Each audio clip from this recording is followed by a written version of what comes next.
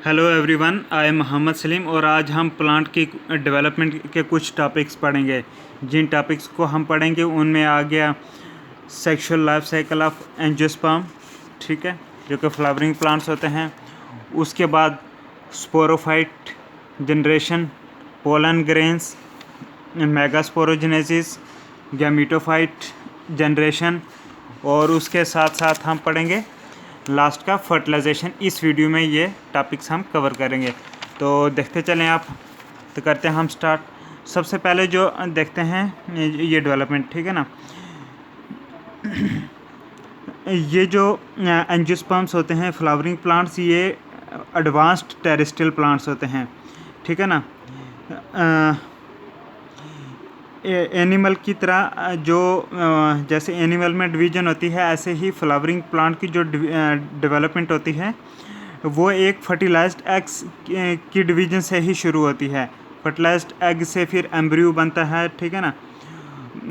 और उसके बाद जो है फिर एपिकल पार्ट जो होता है उस एम्ब्रियो का, मतलब ऊपर वाला वो शूट बनाएगा, बेसल पार्ट नीचे वाला रूट बनाएगा और जो मिडल वाला पार्ट है वो बनाएगा स्टेम, ठीक है ना। तो ये होता है मेन। तो sexual life cycle of angiosperm, इस हेडिंग के अंदर हम ये देखेंगे कि जो फ्लावरिंग प्लांट्स हैं, ठीक है, तो जो रिप्रोडक्टिव ऑर्गन्स,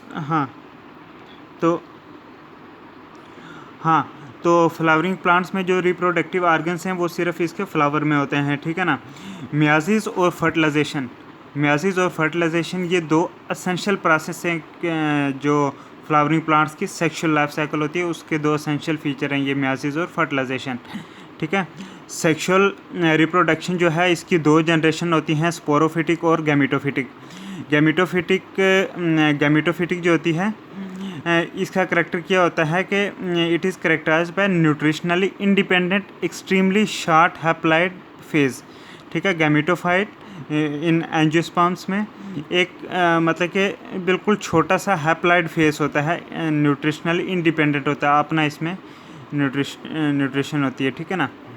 और जो स्पोरोफिटिक जनरेशन होती है वो एक एग न्यूक्लियस से शुरू होती है जो कि स्पर्म न्यूक्लियस से मिलता है, तो इससे फिर बनाता है एम्ब्रियो, ठीक है ना।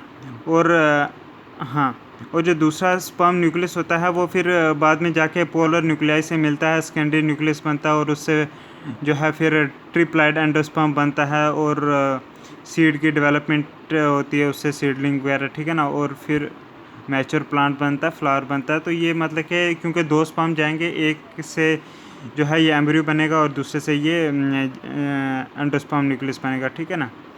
तो ये हो गया मेन चीज़। उसके बाद ये है कि स्पोरोफिटिक टिश्यूज़ में जो है डिप्लॉइड क्रोमोसोम नंबर होता है, ठीक है। स्पोरोफिटिक टिश्यूज़ में डिप्लॉइड क्रोमोसोम नंबर होता है। तो फ्लावर में स्पोर फार्मिंग ऑर्गन्स होते हैं जिनको एंथर्स और ओवरीज बोलते हैं, ठीक है ना। एंथर्स और ओवरी, एंथर्स और ओवरीज जो हैं ये एंथर बनाते हैं हैप्लॉइड माइक्रोस्पोर्स जिनको बाद में पोलन ग्रेन्स भी बोलते हैं, और ये जो ओवरीज होती हैं ये मेगास्पोर्स बनाते हैं, ठीक है ना, जिससे बाद में ये ओव्यूल और वगैरह वगैरह बनते हैं, ठीक है ना।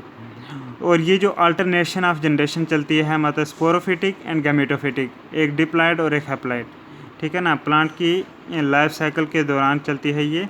And this form of life cycle जो है हैप्लॉइड डिप्लॉइड, इसको बोलते हैं हैप्लोडिप्लॉन्टिक लाइफ साइकिल, जिसमें अल्टरनेशन ऑफ जनरेशन हो, हैप्लॉइड आया डिप्लॉइड आया ऐसे। फिर ये स्पोरोफाइट जनरेशन वाला टॉपिक देखते हैं, ठीक है ना।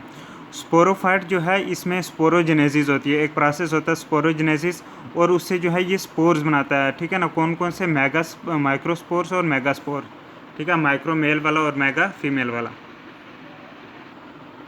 माइक्रोस्पोर्स के बनने को माइक्रोस्पोरोजेनेसिस बोलते हैं, ठीक है ना। ये जो माइक्रोस्पोर्स होते हैं इनसे मेल गैमीट बनता है, ठीक है।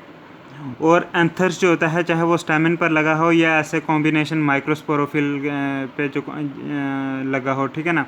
एंथर में होते हैं माइक्रोस्पोरेंजिया जिनको पोलन सैक्स भी बोलते हैं, और जिनका काम क्या होता है कि माइक्रोस्पोर्स बनाना, या जिनको पोलन ग्रेन्स भी बोल सकते हैं, ठीक है। एंथर्स जो है ये एक स्टेमिन का फर्टाइल पोर्शन होता है। एक टिपिकल एंथर देखो तो वो टेट्रास्पोरेंजिएट होता है, ठीक है, 4 लोब वाला। हर लोब में इसके हर लोब में 2 ये माइक्रोस्पोरेंजिया होते हैं जिनको पोलन सैक्स बोलते हैं। तो हर लोब में कुछ हाइपोडर्मल सेल्स होते हैं, वो प्रोमिनेंट हो जाते हैं, थोड़े मोटे हो जाते हैं और क्या बनाते हैं, आर्चिस्पोरियम बना देते हैं। और ये जो आर्चिस्पोरियल सेल्स होते हैं ये डिवाइड करते हैं, means they divide in a plane parallel to the outer wall of the anther lobe. जो एंथर लोब होता है उसकी वॉल के पैरेलली ये डिवाइड करते हैं। इस डिवीजन को हम पेरिक्लाइनल डिवीजन कहते हैं। मतलब कि हम कह सकते हैं कि जो आर्चिस्पोरियल सेल्स हैं वो पेरिक्लाइनल डिवीजन होती है उनमें, और उनमें पैरेटल लेयर बनती है, ठीक है ना, पैरेटल लेयर बनती है टुवर्ड्स द आउटसाइड, बाहर की तरफ।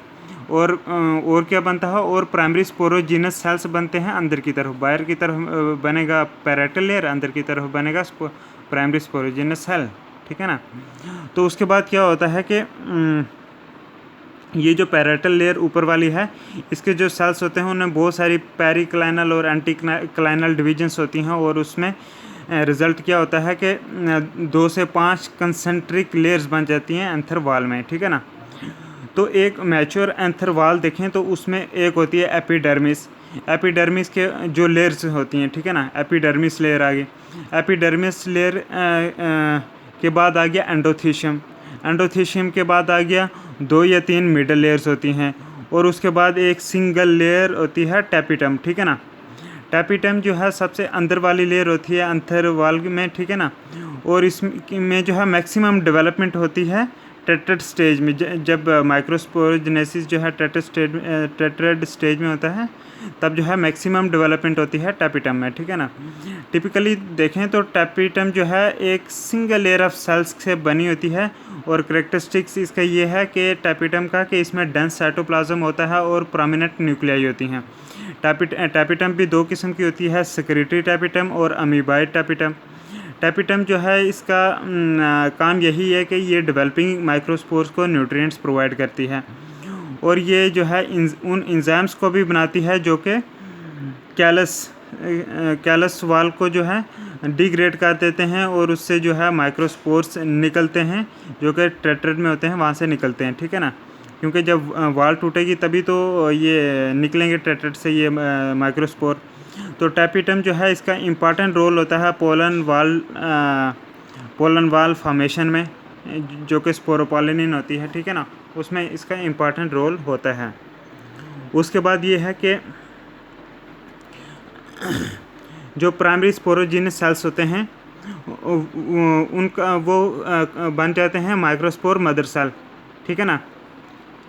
कौन, प्राइमरी स्पोरोजिनस सेल्स बन जाते हैं माइक्रोस्पोर मदर सेल्स, और इनको पीएमसी भी बोलते हैं, पोलन मदर सेल, ठीक है। और उनमें माइटोसिस होती हैं, और बहुत सारे add up to their number before interim meiosis. Meiosis में जाने से पहले अपना नंबर बढ़ाने के लिए माइटोसिस भी होती है, ठीक है ना। हर पोलन मदर सेल पीएमसी जो होता है उसमें मैटिक डिवीजन आपको पता वो रिडक्शनल वाली डिवीजन होती है, ठीक है ना, क्रोमोसोम नंबर हाफ होता है। तो हर पीएमसी में मैटिक डिवीजन या म्यासिस के थ्रू 4 हैप्लॉइड माइक्रोस्पोर्स बनते हैं, ठीक है ना। और ये कहाँ पे होती है, पोलन मदर सेल में ये म्यासिस होती है।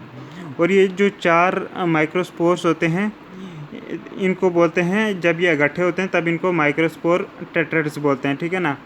ज़्यादातर देखो 4 जो स्पोर्स होते हैं टेट्रेड में ये completely isolated from one another, एक दूसरे से अलग अलग होते हैं, ठीक है ना, बीच में पार्टीशन आ जाता है। यूजली अगर देखो हम माइक्रोस्पोर का अरेंजमेंट टेट्रेड में वो टेट्राहेड्रल होता है, जैसे डाइकार्ड में कॉमन होता है, ठीक है ना। आइसोबायलेटरल भी होता है, और ये आइसोबायलेटरल जो है ये मोनोकार्ड में ये अरेंजमेंट होता है, ठीक है ना। लेकिन जो डिक्यूसेट, लीनियर और टी शेप्ड जो टाइप्स हैं वो भी पाई जाती हैं। एक प्लांट है अरिस्टोलोचिया एलिगेंस, इसमें हर किस्म के टेट्रेड्स पाए जाते हैं अरिस्टोलोचिया एलिगेंस में। तो फिर हम देख लेते हैं पोलन ग्रेन्स के बारे में थोड़ा।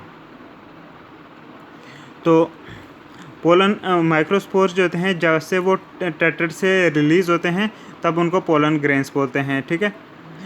जो मैच्योर पोलन ग्रेन का जो आउटस्टैंडिंग फीचर ये है कि उसकी सेल वॉल होती है जो कि स्कल्पचर्ड होती है, अलग अलग उसमें मतलब कि जैसे तराशी हुई होती है, ठीक है ना। डाइवर्स पैटर्न होते हैं उसमें, but at the same time उसमें मतलब कि उसकी ऑर्गेनाइजेशन किस तरीके से उस कंसिस्टेंसी में भी इसकी हाई डिग्री होती है, मतलब show a high degree of consistency in the organisation, ये ठीक है। उसके बाद इसकी केमिस्ट्री, क्या क्या केमिकल्स हैं, वो भी एक यूनिक फीचर है, और डेवलपमेंट किस तरह से होती है, ये सारे जो हैं यूनिक फीचर हैं। जो वाल होती है इसमें जो है एक्साइन होती है, एंटाइन होती है, ये दो लेयर, ठीक है ना। एक्साइन जो है या ये यूनिफॉर्म शीथ भी हो सकती है या डिवाइड हो सकती है outer सेक साइन में और इंटर नेक साइन में, ठीक है। ये इसकी आगे मतलब कि ये हो सकती हैं इसकी शक्ल। तो पोलन ग्रेन्स जो हैं इनमें अपर्चर्स होते हैं जिनको पोर्स भी बोलते हैं, means limited thin walled areas होते हैं, मतलब कि ऐसे सुराहें नहीं होती, मतलब कि पतले पतले होते हैं, थिन वाल्ड एरियाज होते हैं, ठीक है ना। एक्साइन में उनको पोर्स वगैरह बोलते हैं, और जिनके थ्रू पोलन ट्यूब जो है वो निकलती है जर्मिनेशन के दौरान, और and which allows the grain to change its volume during changes in humidity. एक तो पोलन वाल जर्मिनेशन के दौरान, और दूसरा ये है कि जब ह्यूमिडिटी के में चेंजेस होती हैं तब ये अपनी जो है वॉल्यूम भी चेंज कर सकता है ग्रेन। तो ये दो फंक्शन हैं किसके, ये जो पोर्स वगैरह होते हैं ये हेल्प करते हैं।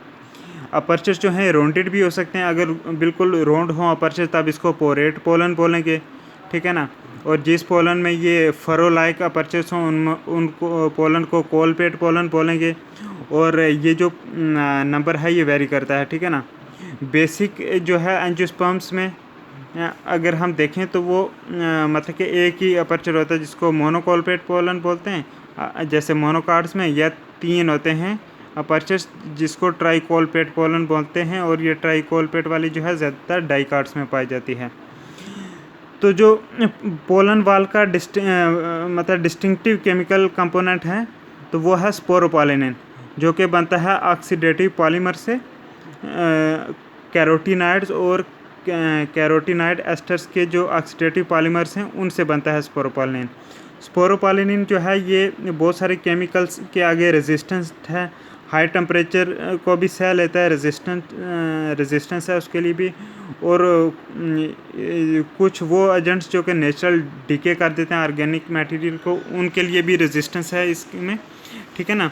And thought to be mainly responsible for the preservation of pollen in fossil plant deposit, जो पुराने फॉसिल प्लांट डिपॉजिट्स होते हैं उनमें कैसे सर्वाइव करता है, उसके लिए भी स्पोरोपोलिनिन को ही सारा जो है एट्रीब्यूट जाता है, ठीक है ना। उसी की वजह से पोलन वाल डेवलपमेंट जो है उसी वक्त शुरू हो जाती है जब जो है वो टेट्रेड स्टेज में ही, ठीक है ना।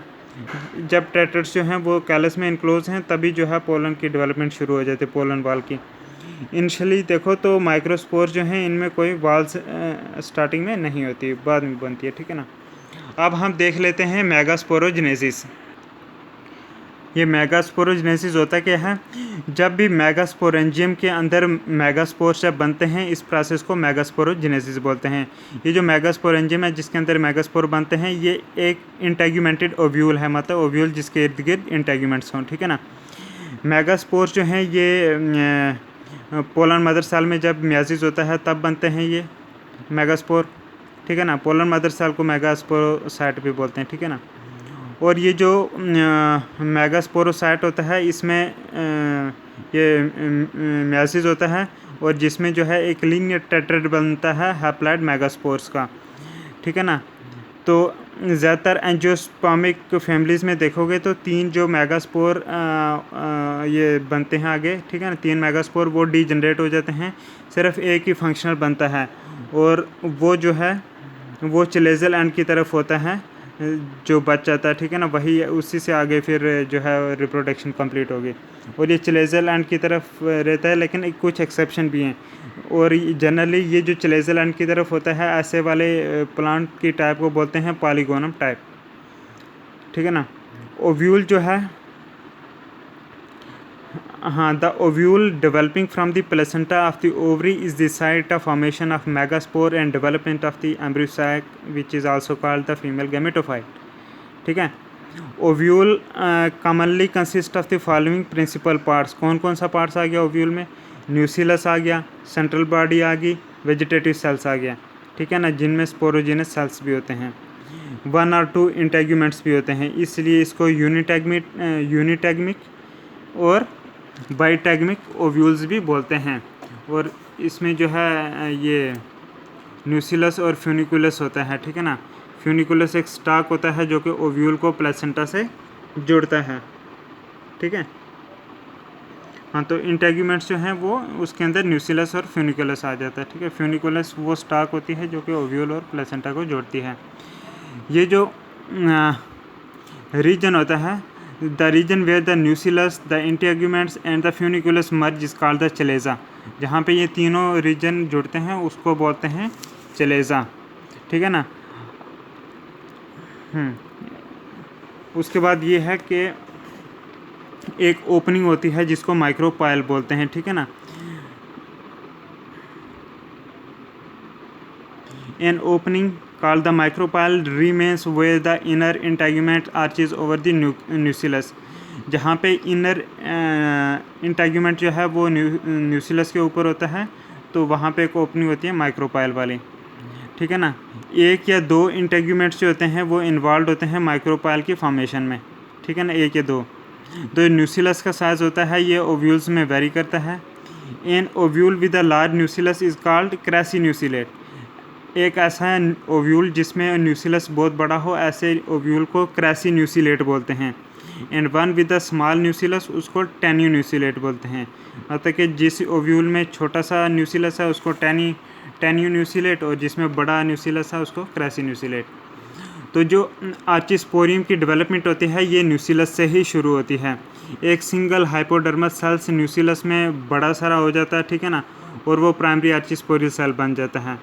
तो फिर पेरिक्लाइनल डिविजन्स होती हैं उसमें, तो प्राइमरी पैराइटल सेल बनता है और प्राइमरी स्पोरोजिनस सेल बनता है। ये जो प्राइमरी स्पोरोजिनस सेल्स होता है ये मेगास्पोर मदर सेल का काम करता है, जिसमें बाद में मेयोसिस होकर मेगास्पोर बनते हैं। तो आगे हम जो है अगला हेडिंग है वो गैमेटोफाइट जनरेशन, कैसे गैमेटोफाइट बनता है ये हम देखते हैं, ठीक है। अभी जो हमने स्पोरोफाइट का, इससे गैमेटोफाइट जनरेशन से पहले स्पोरोफाइट जनरेशन का पढ़ा था, उसमें हमने टॉपिक जो कवर करे उसमें आ गया माइक्रोस्पोरोजेनेसिस पोलन बनने तक, फिर पोलन ग्रेन्स का डिस्क्रिप्शन पढ़ा, फिर मेगास्पोरोजेनेसिस के बारे में पढ़ा। तो ये करते करते मेगास्पोर बन के अब हम जो है वो कैसे आगे डेवलपमेंट होगी, गैमेटोफाइट कैसे बनेगा वो देखते हैं, ठीक है। आप ये याद रखें कि गैमेटोफाइट से गैमीट्स बनते हैं, ठीक है। गैमीट्स बनते हैं किससे? गैमेटोफाइट से। जो मेल गैमेटोफाइट होता है ये मेल गैमीट्स बनाता है, ठीक है। मेल का अगर हम बात करें, मेल गैमेटोफाइट मेल गैमीट्स बनाता है। जब पोलन जो है शेड नहीं होता, मतलब कि जैसे स्टिग्मा के ऊपर, ठीक है ना, उसके शेड होने से पहले माइटोटिक डिविजन्स होती हैं इसी में, तो क्या बनते हैं? वेजिटेटिव ट्यूब सेल बनता है और जनरेटिव सेल बनता है, जो कि बाद में स्पोरोफाइट बनता है जिससे, ठीक है। हाँ, और जो ट्यूब सेल होता है ये पोलन जर्मिनेशन को गाइड करता है और पोलन ट्यूब की ग्रोथ को भी गाइड करता है। कौन? ये ट्यूब सेल, ठीक है ना। जैसे ही पोलन स्टिग्मा के ऊपर पड़ता है, जिसको कार्पल का स्टिग्मा होता है उसके ऊपर जब पड़ता है, तब ये ट्यूब सेल जो होता है ये पोलन की जर्मिनेशन को गाइड करता रहता है और पोलन की ट्यूब की ग्रोथ को, ठीक है। तो उसके बाद ये देखेंगे हम कि जो जनरेटिव सेल्स होता है ये इमीडिएटली डिवाइड करता है और माइटोटिकली माइटोसिस होता है और 2 स्पर्म्स बनाता है, ठीक है ना। तो जिनको मेल गैमेट्स भी बोलते हैं, ठीक है। या फिर कह सकते हैं कि सेकंड माइटोटिक डिवीजन जो होती है occur after the pollen grain germinates, ठीक है, जब जर्मिनेशन हो जाती है तब। Among the angiosperms the pollen is shed in a 2-celled state as well as in a 3-celled state. The mitotic division resulting in the formation of generative nucleus is followed by cytokinesis resembling that in somatic cells, कि वो mitotic divisions जिससे generative nucleus बनता है और इस division के तुरंत बाद जो है साइटोकाइनेसिस होता है, साइटोप्लाज्म बनता है और ये सोमैटिक सेल से मिलता जुलता है, मतलब क्योंकि साइटोकाइनेसिस होगी ना। तो मेगास्पोर ये हमने पढ़ लिया था मेल गैमीट का ऊपर, ठीक है ना। अब फीमेल के बारे में पढ़ते हैं। जो मेगास्पोर होता है इससे बनता है एम्ब्रियोसैक। एम्ब्रियोसैक को फीमेल गैमेटोफाइट भी बोलते हैं, ठीक है ना। बहुत सारी वेरिएशंस होती हैं एंजियोस्पर्म के एम्ब्रियोसैक फॉर्मेशंस में, ठीक है ना, वेरी करता है ये। जो कॉमन टाइप है एम्ब्रियोसैक फॉर्मेशन की उसको बोलते हैं पॉलीगोनम टाइप। जो पॉलीगोनम टाइप का एम्ब्रियोसैक होता है ये मोनोस्पोरिक होता है, ठीक है, क्योंकि ये it is derived from one of the 4 megaspores resulting from the meiosis. Meiosis के बाद जो 4 बनते हैं ना मेगास्पोर्स, उनमें से एक में से ये बनता है ये एम्ब्रियोसैक, इसलिए इसको मोनोस्पोरिक बोलते हैं। ये किस में होता है? पॉलीगोनम टाइप में होता है। तो मोनोस्पोरिक कंडीशंस में ये होता है, ये है कि जो मेगास्पोर की न्यूक्लियाई होती हैं उनमें 3 सक्सेसिव माइटोटिक डिवीजन्स होती हैं, ठीक है ना, और उससे 8 न्यूक्लिएटेड एम्ब्रियोसैक बन जाता है। 8 सेल्ड नहीं, 8 न्यूक्लिएटेड मतलब 8 न्यूक्लियस वाला, ठीक है ना, एम्ब्रियोसैक बनता है। ये जो 8 न्यूक्लिएट सेल होता है ये जो है 7 सेल्ड एम्ब्रियोसैक में चेंज हो जाते होते हैं। 8 इसमें न्यूक्लियस, लेकिन 2 कंबाइन हो जाते हैं, इसलिए हम बोलते हैं 7 सेल्ड एम्ब्रियोसैक बन जाता है, ठीक है। वो कैसे होता है वो भी बताएंगे आगे। 3 सेल्स जो होते हैं माइक्रोपाइल की तरफ, वो एग अपरेटस का काम करते हैं, जैसे ये आप देख सकते हो, ठीक है ना। ये 3 सेल जिनमें 2 सिनर्जिड से एग है, ठीक है ना। तो ये जो है इसका एग अपरेटस का काम करते हैं, ठीक है, which is compose of egg and 2 synergids. उसके बाद अपोजिट तरफ ये ऊपर वाले जिसकी तरफ एंटीपोडल सेल्स हैं, ठीक है ना। हाँ, तो वहाँ पे 3 एंटीपोडल सेल्स होते हैं बिटवीन, और इन दोनों के दरमियान एक लार्ज सेंट्रल सेल होता है जिसमें 2 पोलर न्यूक्लियाई होते हैं, ठीक है। ये आप देखते हो सेंट्रल, बाद में एक हो जाता है, 2 पोलर न्यूक्लियाई हैं। तो derived from derived one from each of the 2 groups of the 4 nuclei, ठीक है ना। 4 न्यूक्लियाई होती हैं, ये जो कॉम्बिनेशन होता है 4 न्यूक्लियाई का, तो 3 एक साइड चले गए, 3 एक साइड बचे 2, वो 2 सेंटर में आ जाएंगे और बना देंगे ये सेंटर न्यूक्लियस। ये इस डायग्राम में आप देख सकते हैं एम्ब्रियोसैक की डेवलपमेंट है मेगास्पोर से, लेकिन इसमें न्यूसिलस और इंटेगुमेंट्स दिखाए नहीं गए, सिर्फ जो है एम्ब्रियोसैक की कैसे मेगास्पोर से होती है डेवलपमेंट वो देखते हैं। ये एक फंक्शनल मेगास्पोर है, इसमें फर्स्ट म्याजिस हुआ, 2 सेल 2 न्यूक्लियस बने, फिर सेकंड नहीं, ये फर्स्ट माइटोसिस है, ठीक है ना। और फर्स्ट माइटोसिस हुआ 2 सेल बने, फिर सेकंड माइटोसिस हुआ 4 सेल बने, थर्ड माइटोसिस हुआ तो ये कितने हो गए? 4 4 8, ठीक है ना। और उसके बाद न्यूक्लियर माइग्रेशन हुई और सेल वॉल फॉर्मेशन हुई, ठीक है ना। तो उसमें जो है फिर ये 3 एंटीपोडल्स ऊपर बन गए, तो नीचे ये 2 सिनर्जिड्स और एक एग, और सेंटर में 2 पोलर न्यूक्लियाई बन गए। तो ये जो 2 पोलर न्यूक्लियाई होते हैं बाद में ये दोनों इकट्ठे होते हैं, फ्यूज़ करते हैं और सेकेंडरी न्यूक्लियस बना देते हैं। इसलिए जो मैच्योर एम्ब्रियोसैक है ये 7 सेल स्ट्रक्चर होता है, ठीक है ना। जितने भी सेल्स होते हैं एम्ब्रियोसैक के वो हैप्लॉइड होते हैं, लेकिन सिर्फ इसी सेंट्रल सेल को छोड़ के ये डिप्लॉइड होता है, क्योंकि 2 पोलर न्यूक्लियाई का फ्यूजन हुआ, ठीक है। उसके बाद हम अगर देखें सिनर्जिड्स, पोलर और एग, ये जो 2 सिनर्जिड्स, एग, पोलर न्यूक्लियाई, ये तो अगर हम रोल देखें सिनर्जिड्स का क्या रोल है, एंटीपोडल्स का क्या है, एग का क्या है। सिनर्जिड्स जो होते हैं ये डायरेक्शन देते हैं पोलन ट्यूब की ग्रोथ को, कैसे कुछ कीमोट्रॉपिकली एक्टिव सब्सटेंस को सक्रीट करके, ठीक है, ये सिनर्जिड सक्रीट करते हैं ऐसे सब्सटेंस को, और उसको जो है रास्ता बताते हैं पोलन ट्यूब ग्रोथ को। पोलन ट्यूब जो है डिस्चार्ज करती है अपना कंटेंट एक at one of the synergids, एक सिनर्जिड्स के पास, ठीक है ना। और ये synergids also act as a potential egg cell in case the egg is non functional. अगर एग नॉन फंक्शनल हो जाए, क्योंकि एग सेल एक होता है, नॉन फंक्शनल हो जाए तो तब ये पोटेंशियल एग सेल का काम कर देता है कौन? सिनर्जिड्स। इसलिए ये एज अ रिज़र्व खाते में हम रख सकते हैं, ठीक है। अगर एग सेल ख़राब भी हो गया तब भी काम इससे चल जाएगा। एंटीपोडल सेल्स जो होते हैं हास्टोरियल फंक्शन होता है, हास्टोरिया वगैरह बनाते हैं, ठीक है ना, जैसे वो न्यूट्रिशन को कैप्चर करने वाला एंटीपोडल सेल्स, ठीक है। तो हास्टोरियल फंक्शन होता है उनका, और ये एंटीपोडल्स फर्टिलाइजेशन में मतलब कि वहाँ पे नहीं हिस्सा लेते, वहाँ पे इनका कोई काम नहीं होता। हाँ, फर्टिलाइजेशन जब हो जाती है तब एंटीपोडल्स डीजनरेट हो जाते हैं। एग सेल जो है वो फर्टिलाइजेशन में वो मतलब कि उसमें इन्वॉल्व हो जाता है, फर्टिलाइजेशन एग सेल की होती है। फर्टिलाइजेशन में क्या होता है, एक मेल गैमीट जो है वो एग न्यूक्लियस से फ्यूज़ करेगा, जाइगोट बनेगा, जाइगोट डिवाइड और रीडिवाइड करेगा तो मल्टी सेलुलर स्ट्रक्चर बनेगा जिसको एम्ब्रियो बोलेंगे, ठीक है।